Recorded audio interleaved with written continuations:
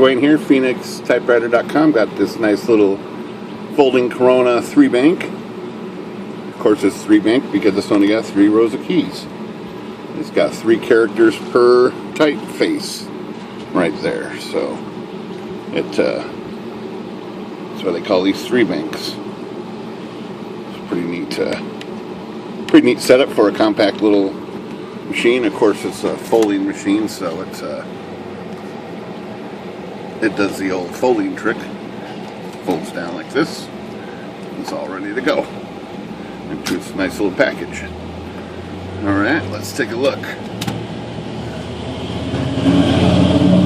So this came in with everything wrong with it. Pretty common. The feed roll underneath here was bad. That's been replaced. The ribbon drive was bad in every which way you look at it. It was bad. The paws here had to be replaced. These little drive paws right there. It's there. There's one on each side. It wore a groove right into the metal. It was driving this gear assembly right here, and it just couldn't. It just drove a hole right in that piece. Of course, this is all gummed up. Both these ribbon mechanisms got completely rebuilt. This whole assembly is rebuilt all the way across to the other side. Has all been rebuilt, and also a few other things are taken care of here. One of them was the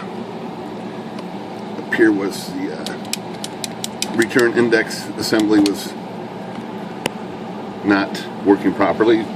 Rusty spring in there was bad. Type segment here was really sticky. That's been flushed through, not only here, but underneath. Everything's been taken care of here, this whole assembly. And yeah, it's looking back up to running good again.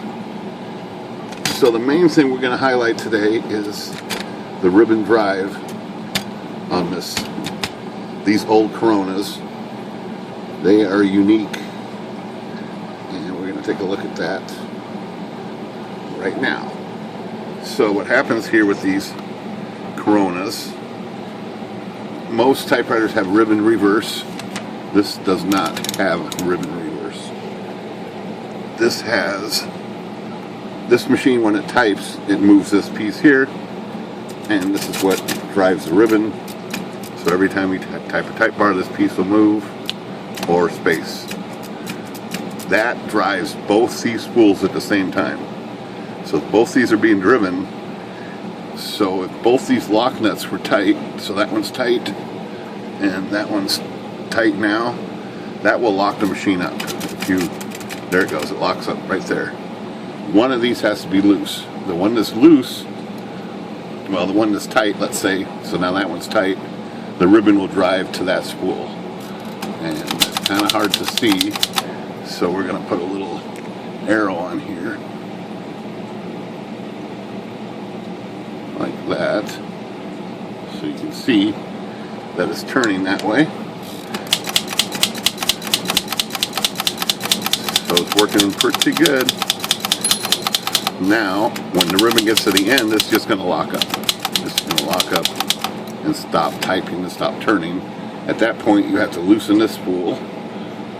Just loosen that about 2 turns so it's free. And then you want to tighten this one so it's tight. And then it's going to start going onto this spool. You can already see that one backing up. So now it's going onto this one right here.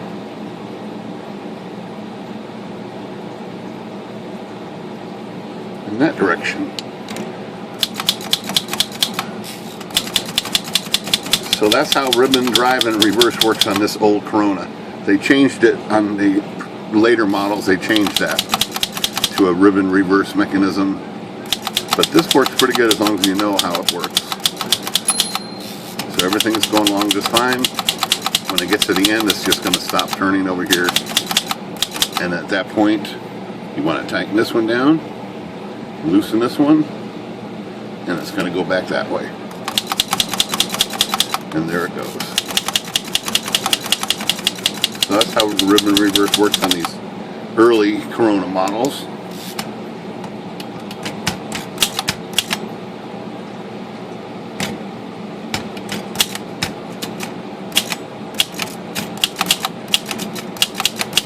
This is a little tricky to type on. Number one, the W. So to get capitals, let's say you were to type a C, or let's say D right here, so that's regular lowercase d, and this would be uppercase D, and this would be the symbol up here, the bracket, right there. So, but this one here, the W is not, if you just press this, it should be lowercase w, but it's not, it's the French E. To get lowercase w, you have to press this button down. No, that's actually uppercase W, and this is lowercase w. Pretty crazy. Same thing with the K over here. On this model, since it's French, and then the Z is up here, so they moved the W and the Z, and it's got the other French symbols on here too. Pretty neat machine, just a little difficult to type on sometimes when you want to type regular English words. It's a little trickier, but it can be done.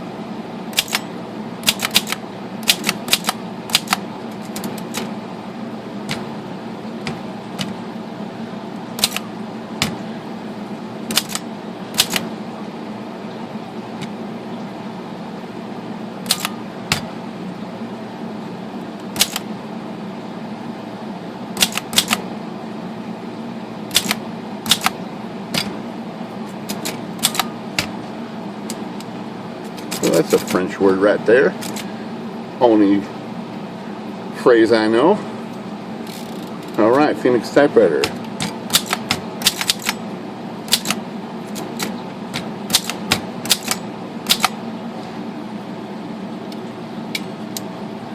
Good day.